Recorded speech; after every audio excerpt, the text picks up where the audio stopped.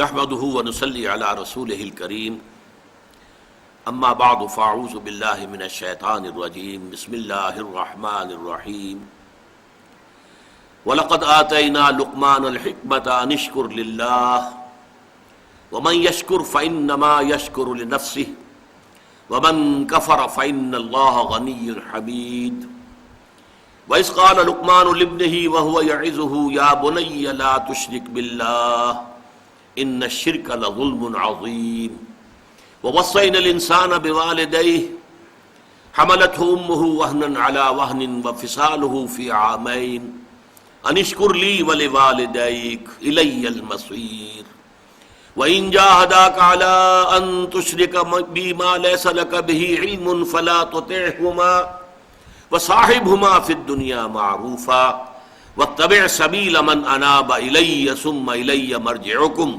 فانبئکم بما کنتم تعملون صدق اللہ العظیم رب اشرح لی صدری ویسر لی امری واحلل عقدۃ من لسانی یفقہوا قولی۔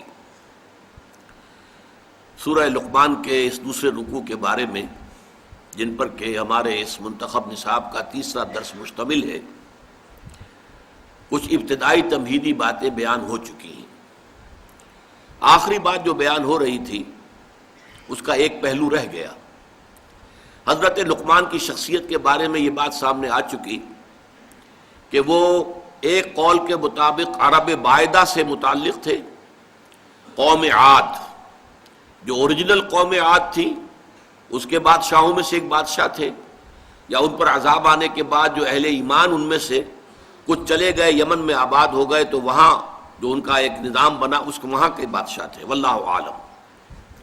لیکن دوسری رائے جو ہے زیادہ وزنی ہے، صحابہ کرام سے جو مروی ہے، وہ یہ ہے کہ وہ سوڈان اور مصر کے درمیان نوبیا کا علاقہ، وہاں کے رہنے والے ایک شخص تھے اور سیاہ فام تھے، پیشے کے اعتبار سے بڑھئی تھے، لیکن اللہ تعالیٰ نے حکمت سے نوازا تھا، عقل سلیم فطرت سلیمہ، یہ دو نعمتیں ملی تھی جس سے وہ بہت سے بنیادی حقائق جو ہیں فلسفے کے، ان کو انہوں نے حل کیا۔ دوسرا پہلو ان کے بارے میں یہ نوٹ کر لیجئے کہ تقریباً اجماع ہے کہ نہ وہ نبی تھے اور نہ کسی نبی کے پیروکار تھے، اس پر اجماع ہے۔ ایک شریف انسان، سلیم الفطرت انسان، نیک سرشت انسان، جس کو اللہ نے عقل سلیم بھی عطا فرمائی، نہ نبی تھے نہ کسی نبی کے پیروکار تھے۔ صرف حضرت اکرمہ کا ایک قول جو ہے، یہ شاذ قول ہے جو ملتا ہے کہ شاید وہ نبی تھے، لیکن اجماع امت جو ہے اس پر ہے کہ وہ نبی نہیں تھے، نہ نبی تھے نہ کسی نبی کے پیروکار تھے۔ اور میرے نزدیک اس رکوع کے مضامین کے اندر داخلی طور پر بڑی ناقابل تردید شہادت موجود ہے کہ نہ وہ نبی تھے نہ نبی کے امتی تھے۔ اگر نبی ہوتے تو وہ بہت سی ایسی باتوں کا تذکرہ بھی اپنے بیٹے سے کرتے کہ جو صرف وحی کے ذریعے سے معلوم ہوتی ہے۔ وہاں پھر جنت اور دوزخ کا ذکر بھی آتا، کہیں فرشتوں کا ذکر بھی آتا، کسی کتاب کا ذکر بھی آتا جو نبی کو دی گئی ہو، کسی صحیفے کا ذکر بھی آتا۔ ان تمام چیزوں سے یہ پورا رکوع خالی ہے۔ اور اسی طریقے سے اگر کسی نبی کے پیروکار ہوتے تو وہ اپنے بیٹے کو یہ نصیحت بھی کرتے، اللہ کی بندگی کرو اور اللہ تعالیٰ کے ساتھ شرک نہ کرو اور نبی کی پیروی کرو۔ اتباع رسول اور اتباع نبی کی تلقین سے ان کی نصیحت خالی نہیں ہو سکتی تھی اگر وہ خود کسی نبی کے پیروکار ہوتے، امتی ہوتے۔ تو مجھے تو اس پر یقین ہے کہ وہ نہ نبی تھے نہ کسی نبی کے امتی تھے، بلکہ ایک سلیم الفطرت اور سلیم العقل انسان تھے۔ اب آئیے ہم لفظ بلفظ مطالعہ شروع کریں۔ وَلَقَدْ آتَيْنَا لُقْمَانَ الْحِكْمَةَ أَنِ اشْكُرْ لِلَّهِ، اور ہم نے لقمان کو دانائی اور حکمت عطا کی کہ کر شکر اللہ کا۔ حکمت کے موضوع پر کچھ گفتگو ہو چکی ہے کہ حکمت کسے کہتے ہیں۔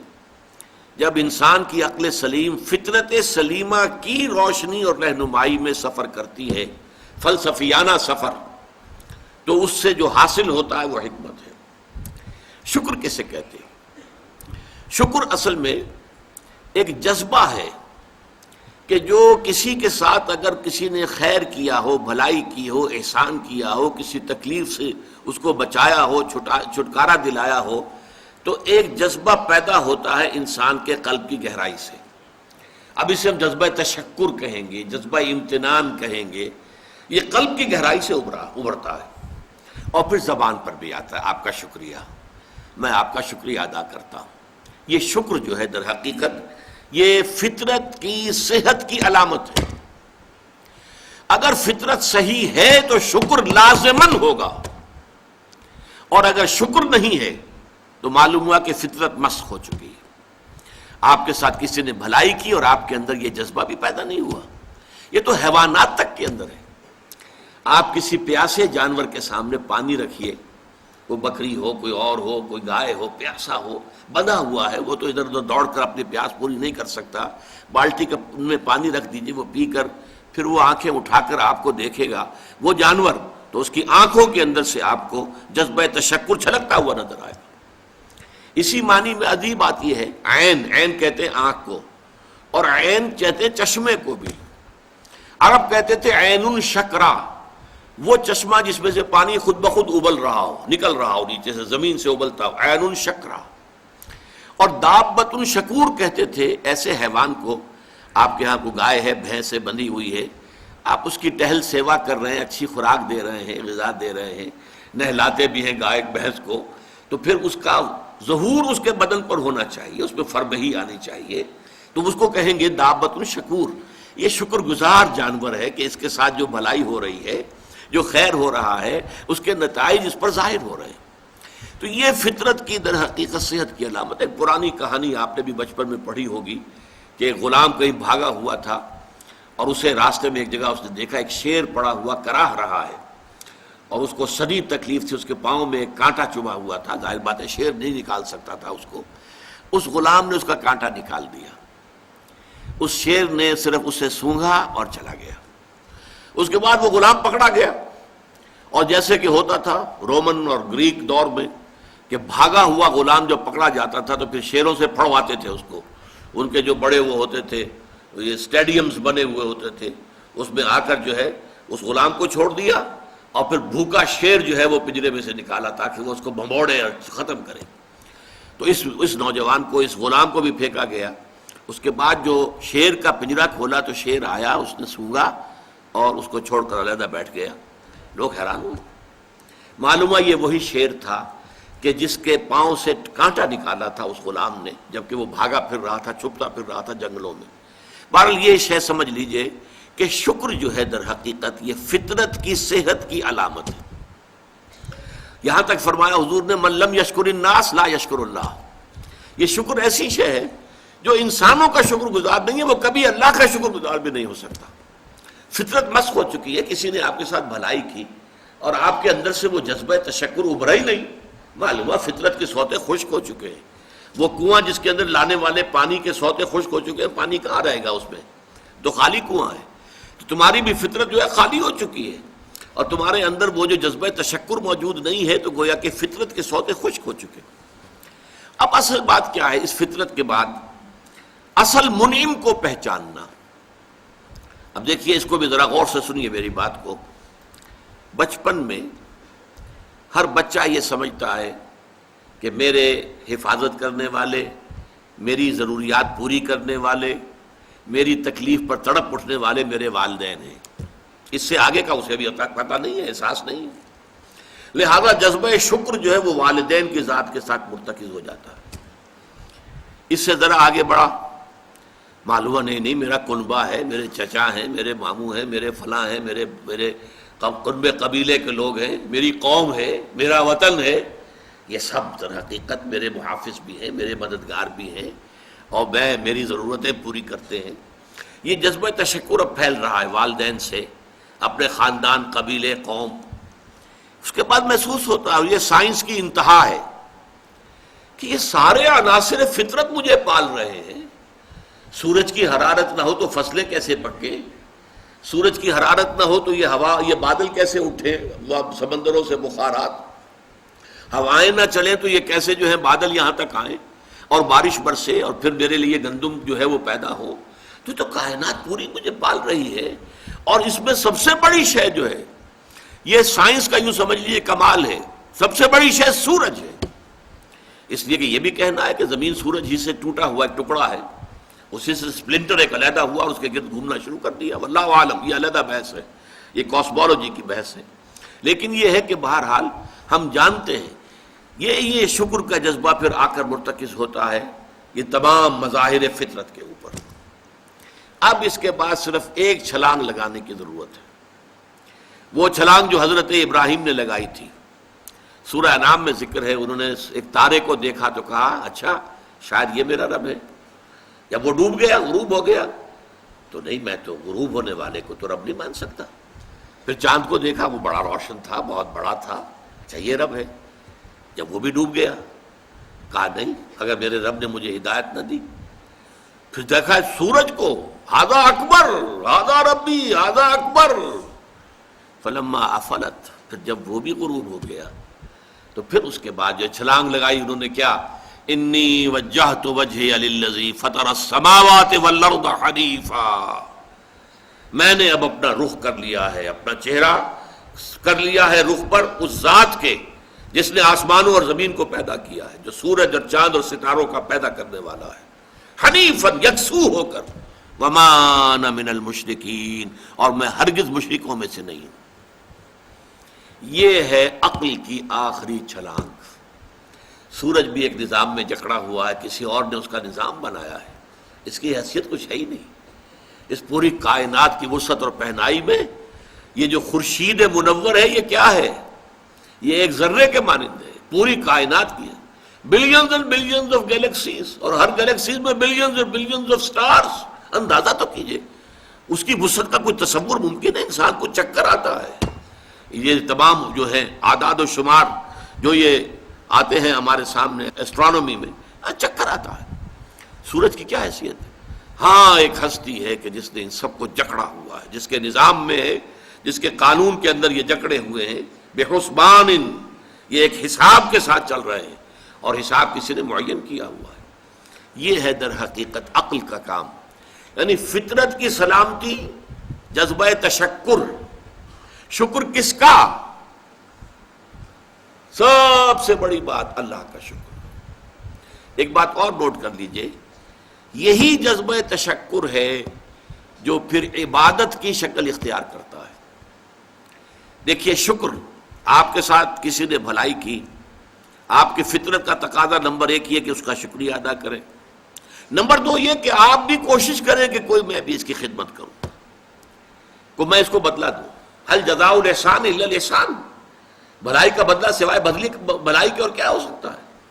لیکن فرض کیجئے کہ وہ ہستی اتنی بلند و بالا ہو، والدین کی آپ کچھ نہ کچھ خدمت کر کے کچھ کسی درجے میں جو انہوں نے بچپن میں پالا پوسا تھا، کسی درجے میں آپ اس کا جواب، اس کا بدلہ دے سکتے ہیں. بڑھاپے میں یہ ہے کہ انہیں فلا تقل لہما اف ولا تنہرہما، انہیں اف تک نہ کہا جائے، انہیں جھڑکا نہ جائے، ان کی اطاعت کی جائے، ان کی فرما برداری کی جائے. ہاں ناحق بات میں ان کی بات نہیں ماننی ہے، شرک پہ مجبور کریں تو ان کو نہیں ماننا ان کے حکم کو، لیکن باقی یہ اور چیزوں کے اندر ماننا ہے. تو یہ سارا معاملہ یہ کسی نہ کسی درجے میں آپ نے اسے بدلہ دے دیا اور جو بھی ہے. لیکن جہاں کہیں ایسی ہستی کا شکر ہے کہ جسے آپ کو بدلہ دے نہیں سکتے، سورج کو کیا بدلہ دیں گے، وہاں یہی جذبہ تشکر جو ہے جذبہ عبادت میں ڈھل جاتا ہے. ہاتھ جوڑ کے کھڑے ہو گئے سورج کے سامنے، ڈنڈوت کر رہے ہیں، سجدہ کر رہے ہیں. یہ کیا ہے، کیوں ہے؟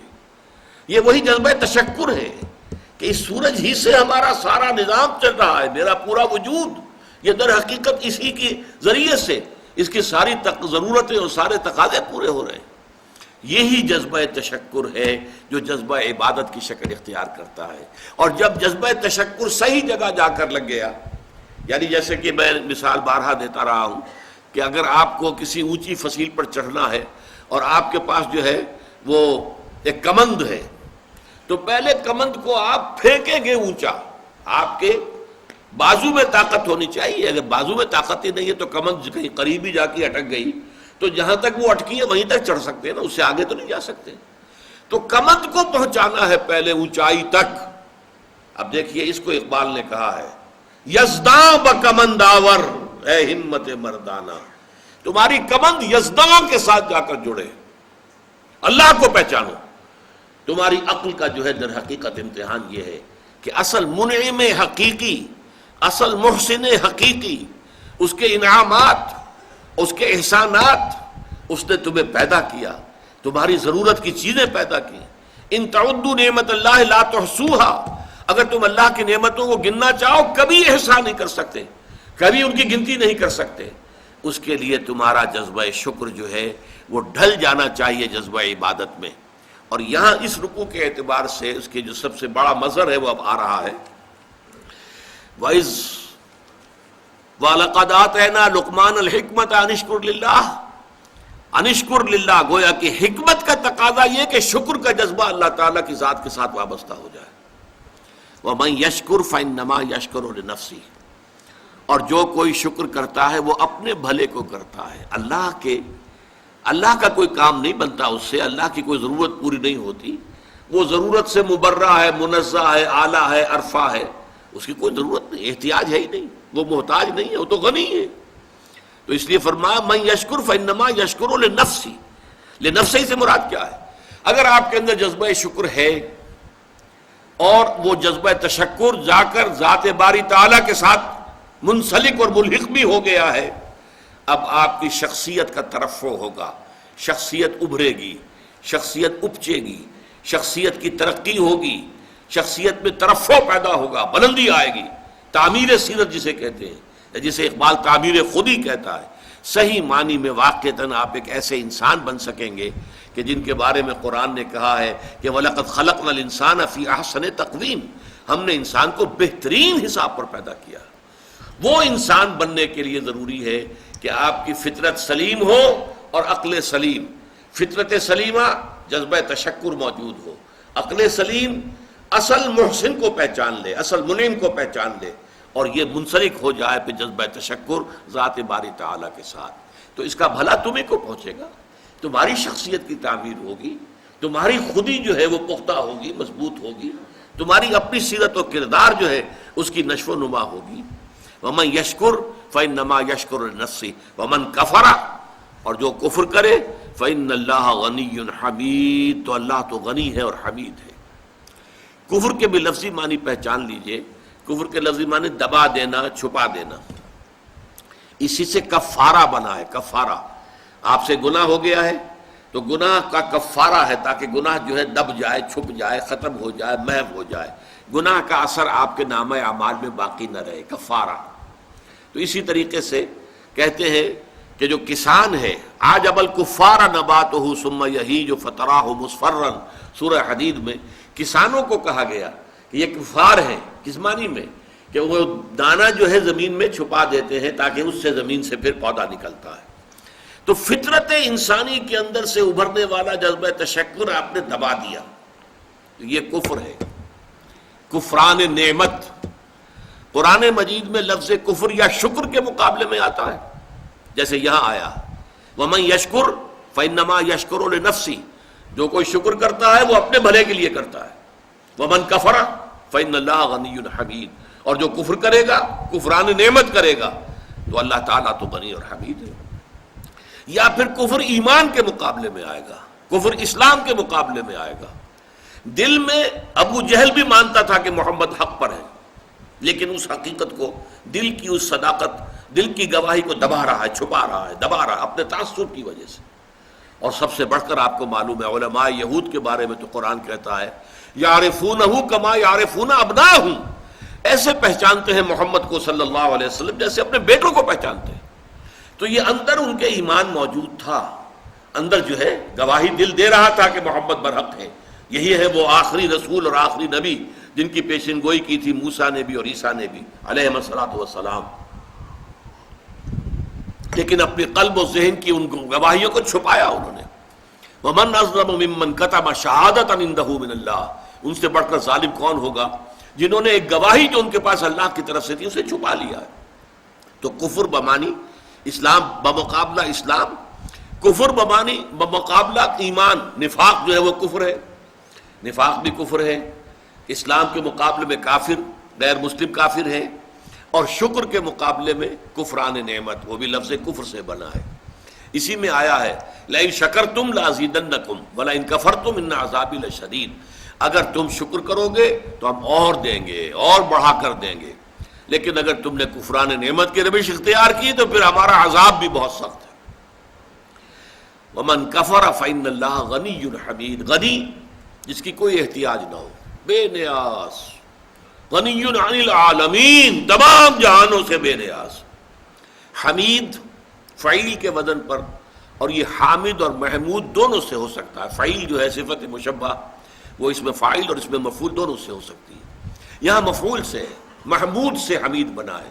آپ اپنی ذات میں خود بخود ستودہ صفات، ایک خیر اور خوبی وہ ہوتی ہے جسے آپ ظاہر کریں، بیان کریں۔ ایک خیر اور خوبی اور حسن اور جمال اور کمال ایسا ہے کہ اسے بیان کرنے کی حاجت ہی نہیں، از خود روشن۔ آفتاب آمد، دلیل آفتاب، جب سورج طلوع ہو گیا تو وہ اپنے وجود پر خود دلیل ہے، اسے کسی دلیل سے ثابت کرنے کی ضرورت نہیں ہے۔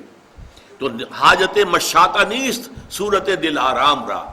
بعض شکلیں اتنی خوبصورت ہوتی ہیں، انہیں کسی میک اپ کی ضرورت ہی نہیں ہوتی، میک اپ سے ان کو آپ بگاڑ دیں گے۔ وہ جو فطری حسن ہوتا ہے وہ اتنا ہے کہ حاجت مشاطہ نیست، کسی بھی وہ میک اپ کرنے والی کی کوئی ضرورت ہی نہیں، اسے کسی بیوٹی پارلر میں جانے کی ضرورت ہی نہیں۔ صورت دل آرام را، جسے اللہ تعالیٰ نے صورت دل آرام دی ہوئی ہے، اسے کسی مشاطہ ان کو کہتے تھے ان عورتوں کو جو بال بناتی تھیں اور اس کو سنوارتی تھیں اور ان کے اندر کو موتی پروتی تھیں عورتوں کے بناؤ سنگھار کے لیے۔ تو اگر کوئی عورت خود حسین ہے تو اسے کسی مشاطہ کی ضرورت نہیں۔ تو اللہ تعالیٰ اتنا حسین ہے، اس کا جلال و کمال اتنا از خود ہویدہ ہے کہ اسے کسی کے حمد کی حاجت نہیں۔ یہ تو پہلی آیت ہوئی اس رکوع کی۔ اب چلیے حضرت لقمان کی نصیحت کیا تھی۔ وَإِذْ قَالَ لُقْمَانُ لِابْنِهِ وَهُوَ يَعِظُهُ يَا بُنَيَّ لَا تُشْرِكْ بِاللَّهِ إِنَّ الشِّرْكَ لَظُلْمٌ عَظِيمٌ۔ اور یاد رکھو یاد کرو جب کہ کہا تھا لقمان نے اپنے بیٹے سے یا بنیا۔ اب یا بنیا سے یہ نہ سمجھے کسی چھوٹے سے بچے کو، پرائمری جماعت کے طالب علم سے یہ باتیں ہو رہی ہیں، بلکہ یہ کہ باپ کے لیے بیٹا کتنا ہی بڑا ہو جائے وہ چھوٹا سا ہی ہوتا ہے۔ اس کو جب بھی خطاب کرے گا محبت کے ساتھ، جیسے حضرت ابراہیم نے اپنے والد کو خطاب، یا ابت، یا ابت، ابا جان، ابا جان، ابا جان، یہ سورہ مریم میں آپ پڑھتے ہیں۔ یہاں یا بنیا، یا بنیا میرے بچے، اس لیے کہ ظاہر بات ہے کہ باپ کے لیے اولاد وہ بچوں ہی کے مانند ہوتی ہے، چاہے وہ خود کتنی بڑی ہو چکی ہو۔ عام طور پر گمان یہی، اور میرا گمان غالب ہے، کہ یہ موت کے وقت کی وصیت ہے، اس لیے کہ جو شخص مالدار ہو، دولت مند ہو، وہ موت کے وقت اپنی اولاد کو وصیت کرے گا تو اپنی دولت کے بارے میں کرے گا، فلاں سے یہ لینا ہے، فلاں سے یہ لینا ہے، فلاں کا یہ معاملہ ہے، یہ ہے، وہ ہے، یہ ایسٹس ہیں۔ لیکن ایک حکیم اور دانا انسان کی اصل دولت اس کی دانائی ہے۔ جیسے اقبال نے کہا، میرے قافلے میں لٹا دے اسے، لٹا دے ٹھکانے لگا دے اسے، جو میری حکمت ہے کہ میرا نور بصیرت عام کر دے، الہی آرزو میری یہی ہے، میرا نور بصیرت عام کر دے۔ تو جو کسی حکیم انسان کو اللہ تعالیٰ نے حکمت اور دانائی عطا کی ہے، اس کی پونجی، اس کی دولت، اس کی حکمت ہی ہے، تو وہ اپنی اس حکمت کو ٹرانسفر کر رہے ہیں انتقال کے وقت اپنے بیٹے کو، اپنی اگلی نسل کو۔ وَإِذْ قَالَ لُقْمَانُ لِابْنِهِ وَهُوَ يَعِظُهُ يَا بُنَيَّ لَا تُشْرِكْ بِاللَّهِ، اے میرے بچے اللہ کے ساتھ شرک ہرگز نہ کیجو، ان الشرک لظلم عظیم، یقیناً شرک بہت بڑا ظلم ہے، بہت بڑی ناانصافی ہے۔ پہلی بات تو یہ سمجھیے کہ شرک کہتے کسے ہیں؟ شرک اللہ کی نفی نہیں ہے، بڑے اللہ کے ساتھ چھوٹے خداؤں کا اضافہ ہے، شریک کر دینا۔ وہ ابھی میں بیان کر چکا ہوں پچھلی نشست میں، گاڈز اینڈ گاڈیسز، اور وہ کیپٹل جی سے لکھے جانے والا گاڈ، اس کے ساتھ جب ان کو اٹیچ کر دیں گے یہ شرک ہے۔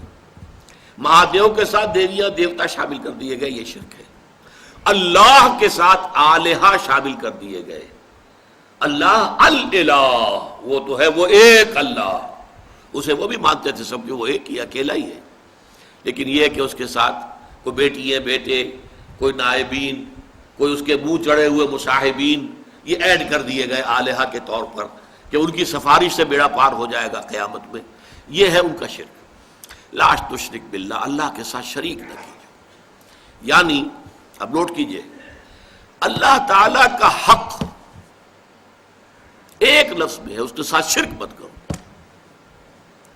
باقی ساری باتیں اس کے تابع ہو جائیں گی۔ لیکن اس شرک کی کیا کیا شکلیں ہیں، اس کی کیسی کیسی قسمیں ہیں، یہ بڑا اہم موضوع ہے اپنی جگہ پر۔ آج اس وقت تو صرف اتنا سمجھیے، اور ظلم کے حوالے سے، ظلم عربی میں کہتے ہیں وضع الشیء فی غیر محلہ، کسی شے کو اس کے اصل مقام سے ہٹا کر کہیں اور رکھ دینا، یہ ظلم ہے، ناانصافی ہے۔ شرک میں کیا ہوتا ہے؟ دو طرفہ ظلم ہوتا ہے، یا خالق اور مخلوق۔ اللہ خالق ہے، باقی کل کائنات مخلوق ہے، انبیاء، اولیاء، ملائکہ، جنات سب مخلوق ہیں۔ یا تو مخلوق میں سے کسی کو اٹھایا اور خالق کے ساتھ بٹھا دیا، یا خالق کو گرایا اور کسی اعتبار سے مخلوق میں سے کسی کے مشابہ کر دیا۔ یہ دونوں شکلیں ہیں شرک کی، اور دونوں بدترین ناانصافی ہیں۔ خالق کو گرا کر مخلوق کے صف میں لے آنا، یا مخلوق میں سے کسی کو اٹھا کر خالق کے ہم پلہ بنا دینا، ضد، ند، مثال، مثیل اگر اس کے برابر کر دیا جائے، لا ضد لہ ولا ند لہ ولا مثل لہ ولا مثال لہ ولا مثیل لہ، قل هو اللہ احد اللہ الصمد لم یلد ولم یولد ولم یکن لہ کفوا احد۔ اس ہستی کے ساتھ کسی درجے میں مخلوق میں سے کسی کو کسی پہلو سے، ہمہ جہت نہیں، کسی پہلو سے بھی ہم پلہ بنا دینا اللہ کا، یہ شرک ہوگا۔ یا اللہ کو گرا کر اس کے مقام رفیع سے کسی اعتبار سے، کسی خاص پہلو سے مخلوق کی کسی صفت، مخلوق کے کسی مقام اور مرتبے کے میں لا کے شامل کر دینا، یہ ہے دونوں کے جو ظلم کی انتہائی صورتیں ہیں۔ تو فرمایا یا بنی لا تشرک باللہ ان الشرک لظلم عظیم۔ جیسے ہمارا جو دوسرا سبق تھا آیا بر، حضور نے ایک حدیث میں اس کو کوٹ کیا تھا، میں نے آپ کو بتایا تھا کہ اس میں وَآتَ الْمَالَ عَلَىٰ حُبِّهِ ذَوِي الْقُرْبَىٰ وَالْيَتَامَىٰ وَالْمَسَاكِينَ وَابْنَ السَّبِيلِ وَالسَّائِلِينَ وَفِي الرِّقَابِ، اس کے بعد پھر مستقل آیا وَآتَ الزَّكَاةَ، زکوٰۃ علیحدہ ہے، وہ علیحدہ ہے، اور حضور نے دلیل دی ان فی المال لحقا سوى الزکاة۔ لوگوں یہ نہ سمجھنا کہ مال میں بس زکوٰۃ دے دی تو سارا حق جو ہے ادا ہو گیا، نہیں، زکوٰۃ کے سوا بھی ہے۔ اور یہاں یہ آیت پڑھی وَآتَ الْمَالَ عَلَىٰ حُبِّهِ ذَوِي الْقُرْبَىٰ وَالْيَتَامَىٰ وَالْمَسَاكِينَ وَابْنَ السَّبِيلِ وَالسَّائِلِينَ وَفِي الرِّقَابِ وَأَقَامَ الصَّلَاةَ وَآتَى الزَّكَاةَ۔ آتا زکوٰۃ تو علیحدہ ہے۔ اسی طرح اس آیت کو بھی حضور نے کوٹ کیا۔ سورہ انعام میں ایک آیت نازل ہوئی اَيُّ الْفَرِيقَيْنِ أَحَقُّ بِالْأَمْنِ إِن كُنتُمْ تَعْلَمُونَ۔ لوگوں سوچو، مشرک اور موحد، ایک خدا کو ماننے والے اور ایک خدا کے ساتھ چھوٹے خداؤں کو ماننے والے، ان دونوں میں سے امن کا زیادہ مستحق کون ہے؟ پھر خود ہی جواب دیا اَيُّ الْفَرِيقَيْنِ أَحَقُّ بِالْأَمْنِ إِن كُنتُمْ تَعْلَمُونَ الَّذِينَ آمَنُوا وَلَمْ يَلْبِسُوا إِيمَانَهُم بِظُلْمٍ أُولَٰئِكَ لَهُمُ الْأَمْنُ وَهُمْ مُهْتَدُونَ۔ وہ لوگ کہ جو ایمان لائے اور انہوں نے اپنے ایمان میں کسی ظلم کی آمیزش شامل نہیں ہونے دی، وہ ہے جن کے لیے امن ہے، اور وہی ہوں گے ہدایت یافتہ۔ صحابہ گھبرا گئے، حضور ایسا کون شخص ہوگا کہ جو کوئی ظلم نہ کرے سرے سے؟ تو معلوم ہوا کہ کوئی بھی اس معیار پر، اس پیمانے پر تو پورا نہیں اتر سکے گا۔ الذین آمنوا ولم یلبسوا ایمانہم بظلم، حضور نے فرمایا نہیں، یہاں ظلم سے مراد شرک ہے۔ اور پھر یہ آیت پڑھی وَإِذْ قَالَ لُقْمَانُ لِابْنِهِ وَهُوَ يَعِظُهُ يَا بُنَيَّ لَا تُشْرِكْ بِاللَّهِ إِنَّ الشِّرْكَ لَظُلْمٌ عَظِيمٌ۔ تو سورہ انعام کی ان آیات میں ظلم سے مراد شرک ہے۔ اب آگے چلیے، دیکھیے شکر، اس کا لازمی تقاضا ہے ادائے حقوق۔ والدین نے آپ کے ساتھ نیکی کی ہے، والدین کے ساتھ حسن سلوک ہونا چاہیے۔ اللہ آپ کا خالق ہے، مالک ہے، پروردگار ہے، اس کا شکر ادا کیجئے، زبان سے بھی ادا کیجئے الحمدللہ رب العالمین۔ اور پھر یہ ہے کہ اس کے شکر کی، اس کا جو حق ادا کرنا ہے، اس کی نعمتوں کا صحیح اس کی مرضی کے مطابق استعمال کر کے حق ادا کیجئے۔ تو ادائے حقوق میں اللہ کا تو حق ایک آ گیا اور وہ بہت ہے، ہاتھی کے پاؤں میں سب کے پاؤں۔ شرک مت کرو، البتہ اس کی اصل حقیقت جو گمبھیرتا جو ہے اس کی، وہ آپ پر واضح ہوگی جب میں مستقل جو ہے 2 نشستوں میں اس مضمون کو بیان کروں گا. ابھی یہ ہم سبق جو ہے مکمل کر لیں، لیکن اس کے بعد تفصیل سے گفتگو ہوگی کہ شرک کی اقسام کیا ہیں. ورنہ یہ کہ ہم سمجھتے ہیں کہ ہم تو شرک سے پاک ہیں، لیکن نہ معلوم کیسے کیسے شرک یہ ہیں. اگرچہ بت ہے جماعت کی آستینوں میں، مجھے ہے حکم اذاں لا الہ الا اللہ، اور تیرا دل تو ہے صنم آشنا، تجھے کیا ملے گا نماز میں. تو دلوں کے اندر اگر بت خانے آباد ہوں تو آدمی جو ہے وہ اپنے آپ کو سمجھ بیٹھتا ہے میں موحد ہوں، تو وہ تو موضوع ایک علیحدہ ہے. لیکن یہاں نوٹ کر لیجئے کہ اللہ کا حق بس ایک کافی ہے. اگر آپ مشرک نہیں ہیں تو اللہ کا خدا ہو گیا. چنانچہ آپ دیکھیں کہ قرآن میں حضرت ابراہیم کا جہاں ذکر آتا ہے وما کان من المشرکین، گویا کہ آخری سند، آخری سرٹیفکیٹ، آخری ٹیسٹیمونیل جو دی گئی کیا ہے، وہ مشرک نہیں تھے. ہر نوع کے شرک سے پاک اور مبرہ اور منزہ وہ ذات تھی حضرت ابراہیم علیہ السلام. اس لیے وہ امام الناس بنائے گئے، ابو الانبیاء بنائے گئے، خلیل اللہ بنائے گئے. واتخذ اللہ ابراہیم خلیلا.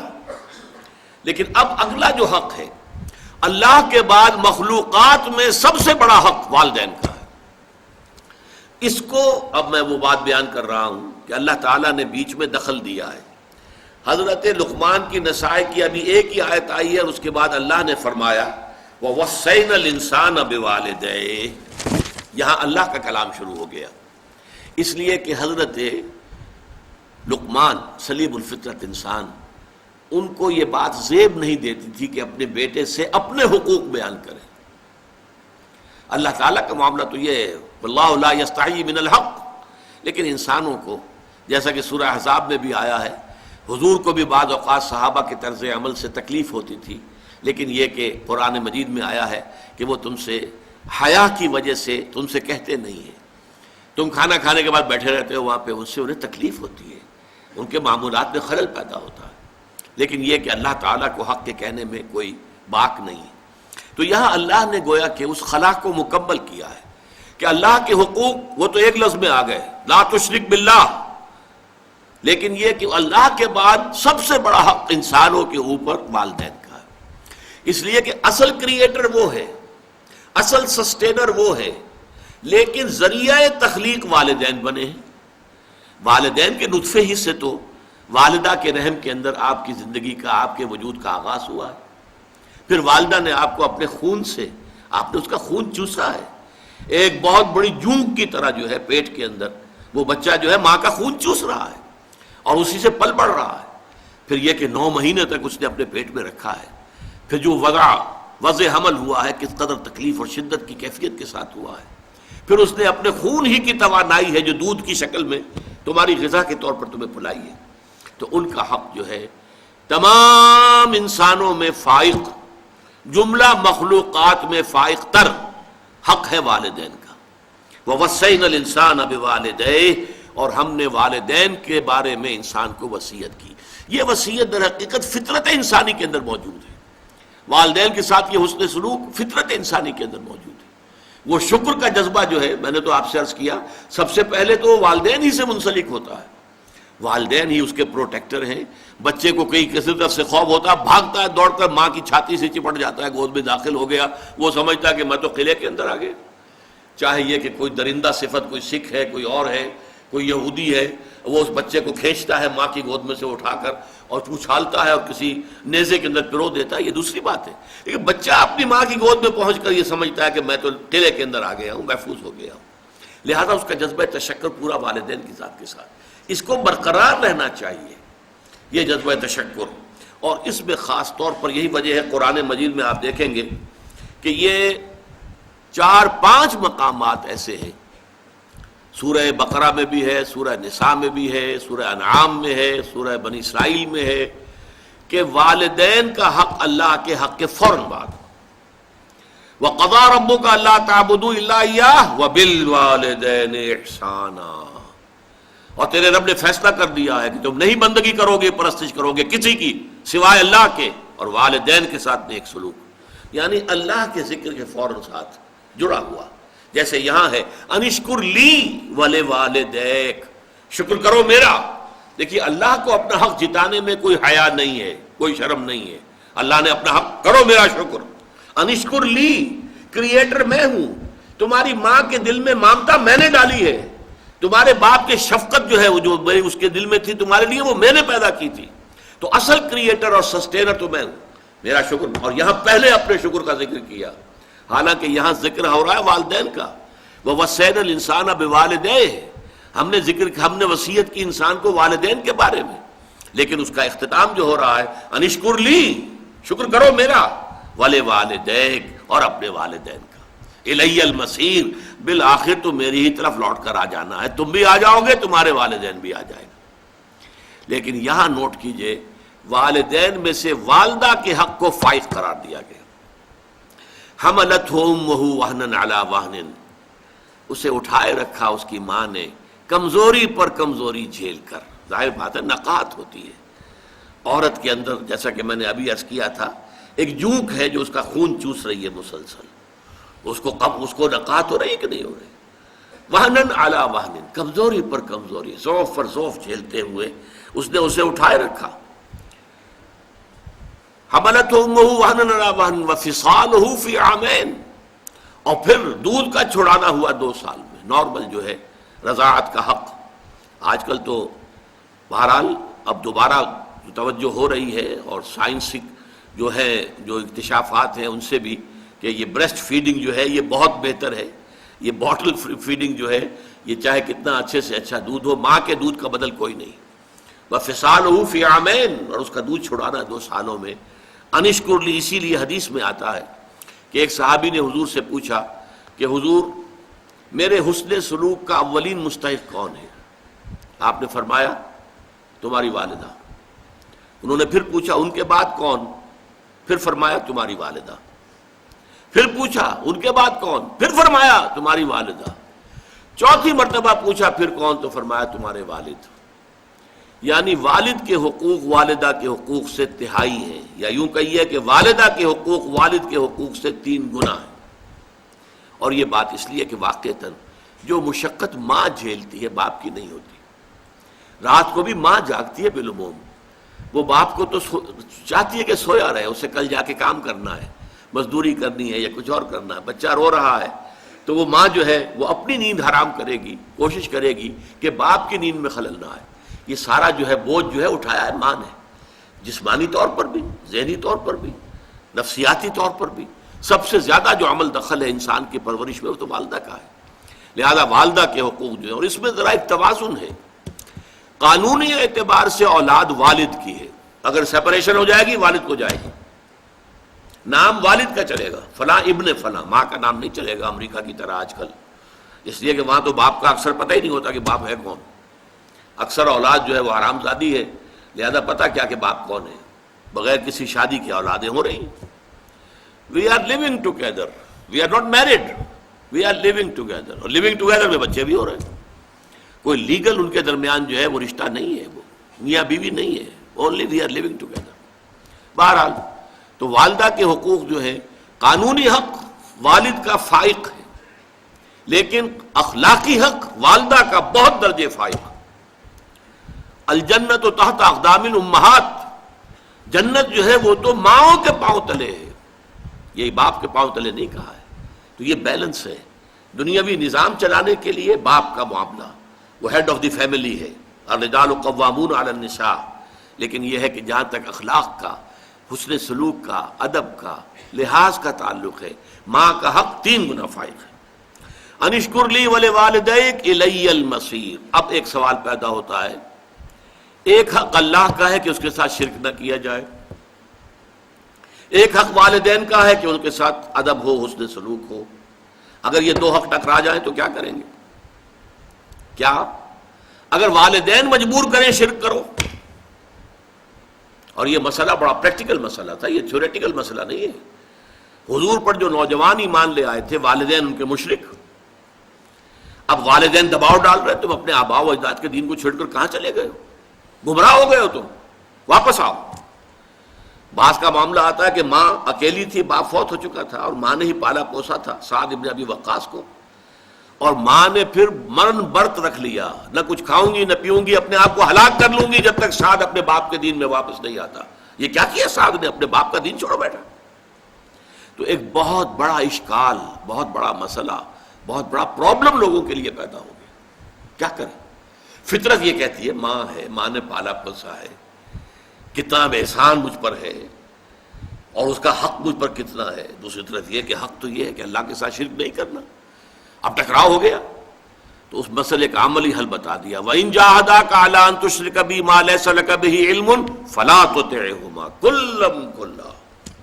اللہ کا حق فائق ہے والدین کے حق پر، لہذا والدین اگر اللہ کے حق پر دست اندازی کر رہے ہیں، اگر وہاں جو ہے چھاپا مار رہے ہیں، وہاں نقب لگا رہے ہیں، تو ان کی اطاعت نہیں کی جائے گی. فَلَا تُطِعْهُمَا، ان دونوں کی اطاعت مت کرو. کھلی کھلی بات، یہاں نو منسنگ آف دی ورڈز جس کو ہم کہتے ہیں، کچھ نہیں، صاف حکم فلا تطعهما. لیکن اس کا یہ مطلب بھی نہیں کہ والدین کے جملہ حقوق ساقط ہو گئے. نہیں، ان کے اس حکم کو تو نہیں ماننا. وصاحبهما فی الدنیا معروفا، دنیا میں ان کے ساتھ بھلے طریقے سے رہو، ان پر خرچ کرو، ان کی مدد کرو، ان کی خدمت کرو، ان کی دلجوئی کرو، یہ سب کچھ کرو. شرک، چاہے وہ مشرک ہے، کافر ہے، لیکن ماں باپ ہے تمہارے، ماں باپ ہونے کا رشتہ رہے گا قائم، وہ ختم نہیں ہوگا. یہ ہے اصل میں ایک ریئلسٹک انداز.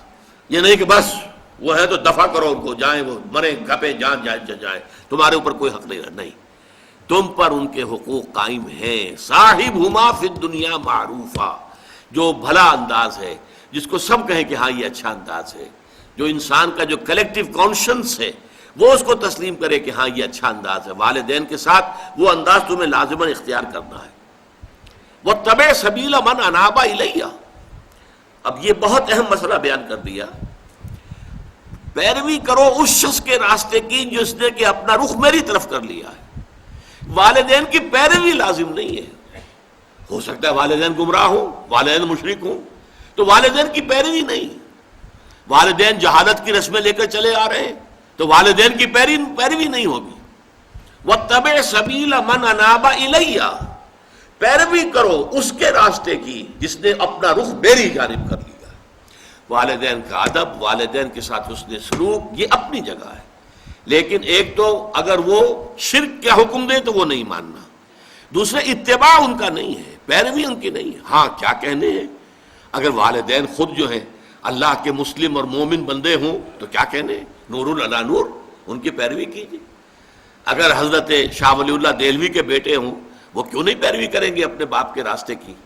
اگر احمد سرہندی رحمۃ اللہ علیہ کے 4 بیٹے تھے وہ کیوں نہیں پیروی کریں گے اپنے باپ کے راستے کی؟